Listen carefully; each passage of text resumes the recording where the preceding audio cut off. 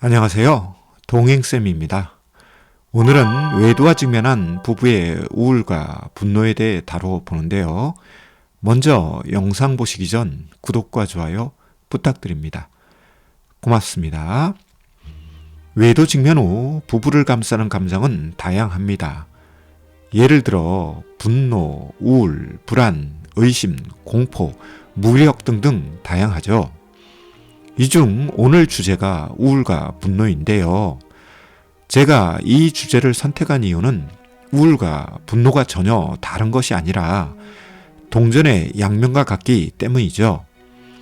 프로이트는 우울증을 내부로 향하는 분노라고 했는데요. 많은 학자들은 이런 견해에 동의를 하고 저 역시 이 견해에 동의합니다.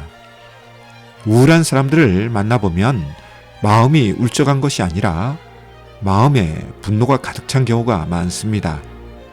이에 분노를 억압하다 보니 마음에 우울함이 가득하고 이 우울함이 임계치에 도달하여 폭발할 경우 분노가 강하게 나타나는 경우도 많죠. 그리고 분노 폭발 후 다시금 우울함에 빠지는 등 악순환에 빠지는 경우도 많은데요. 이런 면에서 우울증을 내부로 향하는 분노라고 할 수 있죠. 다른 경우로 나이 드신 분들이 어느 날부터 짜증과 화를 자주 낸다면 저는 우울증으로 의심하는데요. 이런 면에서도 우울과 분노는 이웃사촌처럼 가깝죠. 특히 외도 직면 후 부부는 우울과 분노의 롤러코스터를 타는 경향이 많은데요. 이 두 가지 감정이 왔다 갔다 하다 보면 소진도 되고 무기력도 느끼면서 우울과 분노가 더 악화되는 경우도 있습니다. 여기에는 외도 피해자만 그런 증상이 있는 것이 아니라 외도 행위자도 동일한 증상을 갖고 있는 경우가 있죠. 그러다 보니 외도 직면 후 문제 해결과 외도 극복은 사라지고 부부관계와 부부애착은 손상되며 우울함에서 벗어나거나 분노 조절은 먼 나라 이야기가 되는 경우가 있죠.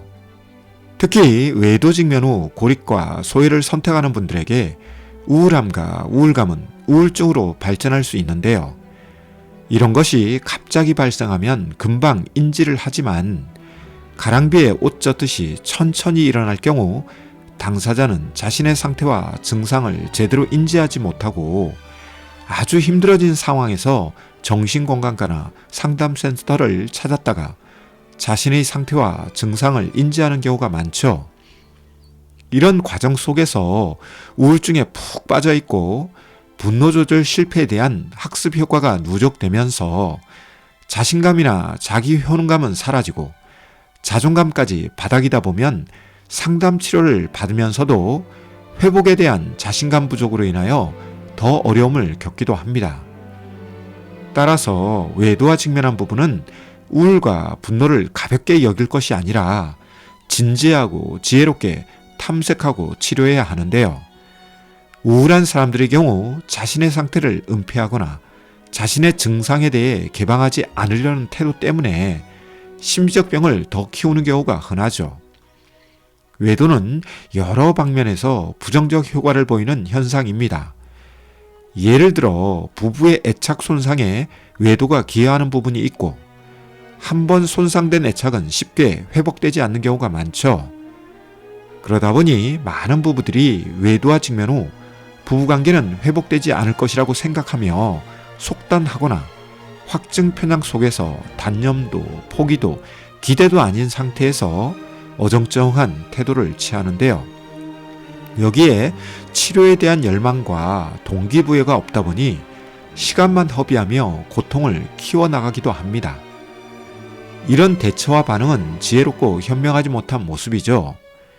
이에 더욱더 우울함과 우울감은 강화되고 분노는 더욱 잦은 빈도와 강도로 나타납니다. 여기에는 자신에 대한 분노, 배우자에 대한 분노, 상간자에 대한 분노, 세상에 대한 분노, 양가 부모에 대한 분노, 자녀에 대한 분노 등등 다양하죠. 그리고 이런 증상에서 벗어나지 못할 경우 부부관계뿐만 아니라 부모-자녀 관계도 손상이 됩니다. 총체적 난국이 바로 이런 경우죠. 따라서 외도 직면 후 우울과 분노로 인해 지속적인 스트레스와 고통을 맛보고 있다면 부부는 용기를 내어서 치료 상담이나 약물 치료에 임해야 합니다. 참는 것이 능사가 아니고 시간만 보내는 것이 해답이 아닙니다. 참는다는 것, 즉 억압은 오히려 역효과를 몰고 오죠. 제가 반복적으로 강조합니다만 감정 억압은 마음의 욕창을 만들죠. 심리적 욕창은 고통을 증가시키고 이로 인해 생기는 각종 부정적 감정이 삶을 지배합니다. 의기소침, 자격지심, 열등의식, 피해의식, 비교의식 등이 대표적이죠. 그리고 우울이나 불안을 비롯하여 분노와 의심도 강화하죠. 따라서 외도 직면 후 부부는 알아야 합니다. 특히 외도 행위자는 더 잘 알아야 합니다. 자신만 잘하면 된다거나 앞으로 외도만 하지 않으면 된다는 식의 대처와 반응은 외도 피해자를 더욱 공경에 빠뜨릴 수 있습니다.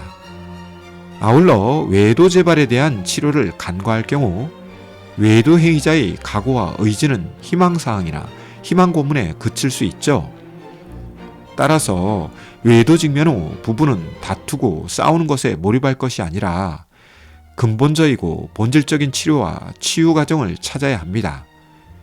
여기에는 약물 치료도 있지만 상담 치료도 중요합니다. 왜냐하면 마음의 고통과 괴로움은 누군가에게 털어놓아야 일정 부분 사라지기 때문이죠. 상담 치료가 만능은 아니지만 마음의 고통과 괴로움을 품고만 있을 경우 고통과 괴로움은 사라지지 않고 오히려 역효과와 직면할 수 있죠. 특히 우울과 분노가 반복하면서 분노가 폭력으로 변할 경우 혹 하나가 더 생기는 효과가 발생합니다. 따라서 외도 직면 후 부부가 우울과 분노 사이에서 왔다 갔다 한다면 즉시 전문가의 도움을 받으세요. 이런 감정을 억압하거나 폭발만 하다 보면 그 후유증과 부작용은 당신 부부의 몫이 됩니다. 부디 참고하길 바랍니다. 오늘은 외도와 직면한 부부의 우울과 분노에 대해 다루어 보았는데요. 내용에 공감되었다면 구독과 좋아요 부탁드립니다. 고맙습니다.